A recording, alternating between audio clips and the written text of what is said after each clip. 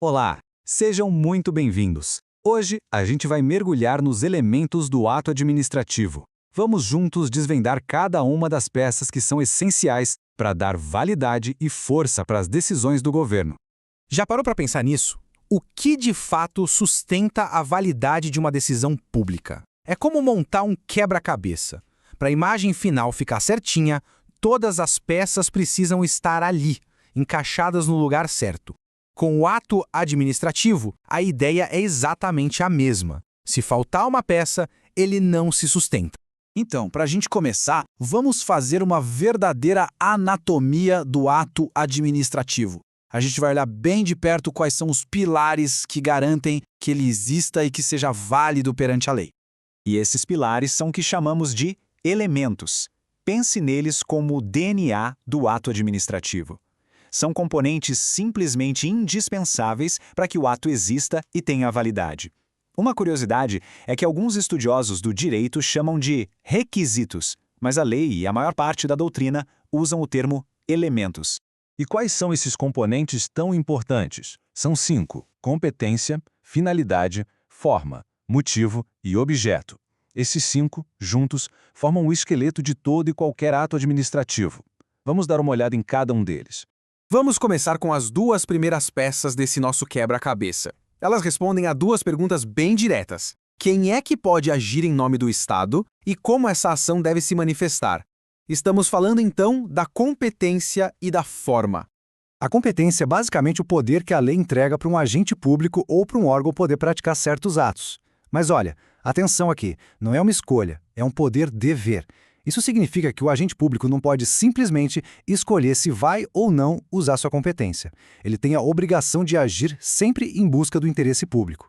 É a lei que manda, que define quem pode fazer o quê. E essa regra é bem rígida, viu? A competência sempre vem da lei, nunca da vontade de quem está no cargo. Ela também é irrenunciável, ou seja, o agente não pode abrir mão dela. E é inderrogável, não pode ser mudada por um acordo. Claro, existem algumas exceções, como a delegação e a avocação, mas isso só pode acontecer quando a própria lei autoriza. Agora, vamos falar da forma.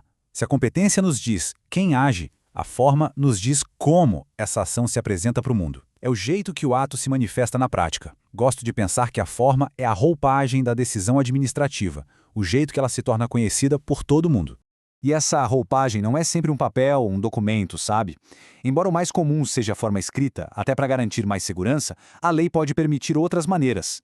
Uma ordem verbal, os gestos de um agente de trânsito ou até o silêncio da administração em algumas situações específicas podem ser considerados formas válidas de um ato.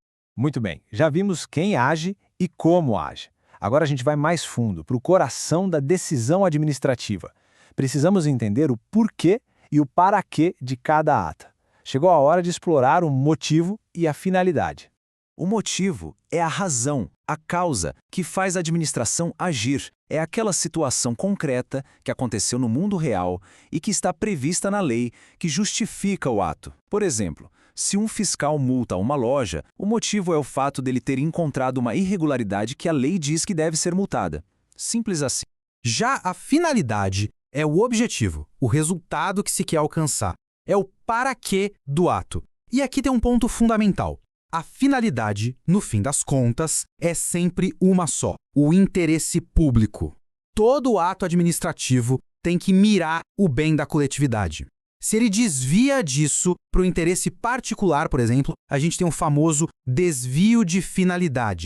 E para não ter mais dúvida, olha só que legal essa comparação. O motivo é o porquê, a causa, algo que já aconteceu ou está acontecendo.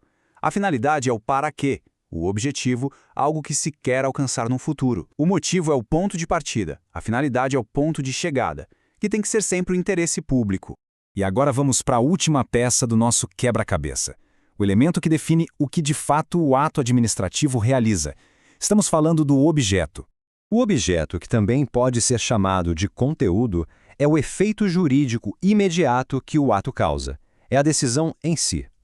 Por exemplo, no ato de nomeação de um servidor, o objeto é criar aquele vínculo de trabalho entre a pessoa e a administração. É a mudança que o ato provoca no mundo jurídico. E claro, para ser válido, o objeto de um ato tem que seguir algumas regrinhas. Ele precisa ser lícito, ou seja, permitido pela lei, tem que ser possível de acontecer, tem que ser certo, bem definido e, claro, tem que ser moral, tem que estar de acordo com os princípios éticos da sociedade. E é isso. Com todas as peças encaixadas, competência, forma, motivo, finalidade e objeto, nosso quebra-cabeça fica completo. Entender esses 5 elementos é a base para compreender qualquer decisão do governo. Para continuar aprendendo com a gente, siga @focado em prefeitura no Instagram e confira nossos outros vídeos no YouTube.